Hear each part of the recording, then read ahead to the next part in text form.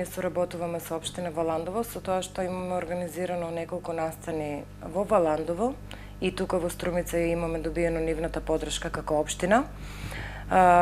Затоа и сме во потесниот круг на добитници на благодарница, кој што на нас многу ни значи, затоа што е прва во оваа 10 годишна работа на Сдруженијето. Во Валандово имаме организирано штафета на еднаквоста, заедно со нашите членови од Сдруженијето и со ученици од Основното музичко училиште Боро Џони. И бевме гости таму. Навистина прекрасно помина ден.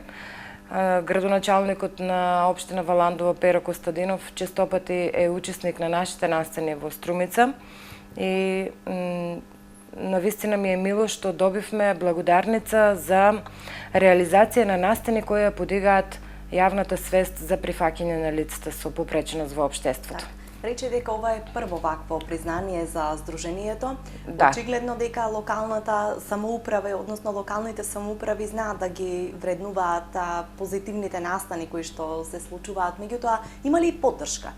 Еве кога сакате да организирате настани во други градови, освен во Струмица, дали се да и наидувате и на отворени врати за логистичка и друга поддршка? Да, секој пат, иако ние освен во Радовиш и во Валандово немаме организирано и нормално нели во Струмица, немаме организирано во други градови, иако Сдруженијето е синоним на борбеност и на организирање на вакви настани во цела Македонија.